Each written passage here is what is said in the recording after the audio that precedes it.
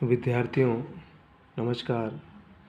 UGC net की तैयारी के लिए, बीएड की परीक्षा की तैयारी के लिए, एमएड के लिए और हिंदी के पेपर को समझने के लिए, हिंदी साहित्य को समझने के लिए आप मेरे साथ जुड़ सकते हैं। मेरे चैनल को सब्सक्राइब कीजिए, लाइक कीजिए, शेयर कीजिए, अपने दोस्तों में इसका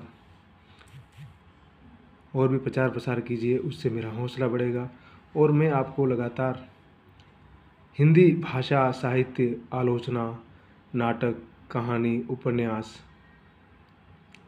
तमाम विधाओं के बारे में बहुत ही सरल भाषा में पढ़ाने समझाने का प्रयास करता रहूँगा और आप मेरे साथ बने रहिए। नेट की परीक्षा में शामिल जो समकालीन आलोचना का पेपर है, पूरा एक आधुनिक आलोचना को कैसे समझा जाए, उसको समझने के लिए किताब बहुत महत्वपूर्ण है। विश्वनाथ त्रिपाठी जी की किताब है ये।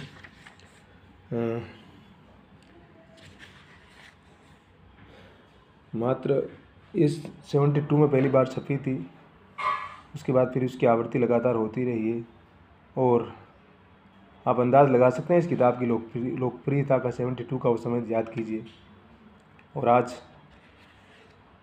लगभग 50 साल का समय बीत चुका है। तो उस समय को समझने के लिए इस किताब का आप इस्तेमाल कर सकते हैं। ये किताब बाज़ार में उपलब्ध है। इसमें देखिए भारतेंदु युग, द्विवेदी युग, शुक्ल जी को छायावादी कविता को समझ सकते हैं, शुक्ल जी के बाद की आलोचना और उसके बाद की तमाम चीज़ों को मार्क्सवादी आलोचना समझ सकते हैं, रूपवाद क्या है, विचारधारा क्या है।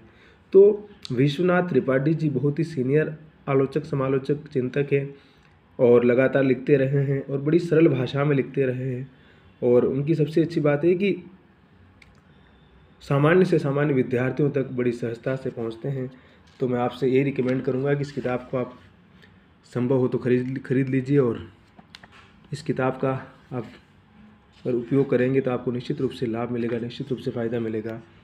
देखिए क्या लिखते हैं वो आलोचना के बारे में कि शुक्ल जी छायावाद के आध्यात्मिक रहस्यवादी रूप के विरोधी थे। वे ऐसे रहस्यवाद को काव्य के क्षेत्र में बाहर की चीज़ समझते थे। हिंदी के छायावादी आंदोलन को उन्होंने बाहर का अंधा अनुकरण माना है। ठीक है, ये शुक्ल जी का इतिहास आप पढ़ेंगे, हिंदी साहित्य का इतिहास कहीं भी उपलब्ध है, तो आपको बहुत सारी बेसिक चीज़ें क्लियर हो जाएगी।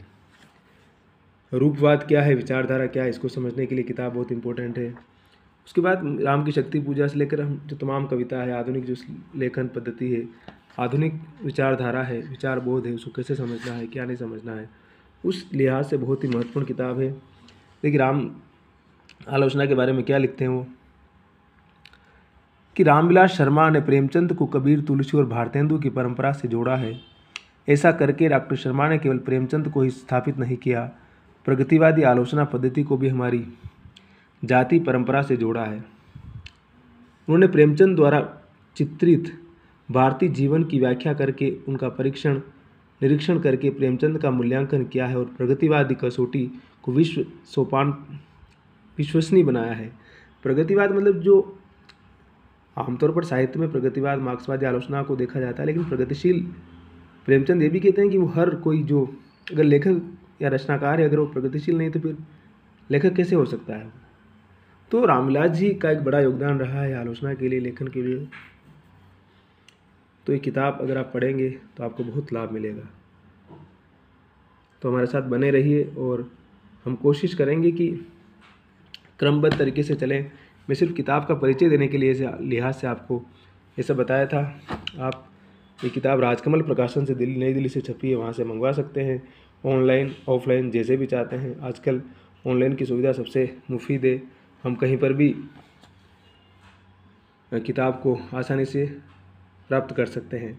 तो यूट्यूब, गूगल, अमेज़न, फ्लिपकार्ट, तमाम जो ऑनलाइन चीज़ें हैं उनका आप इस्तेमाल कीजिए और लगातार सीखते रहिए, पढ़ते रहिए, आगे बढ़ते रहिए।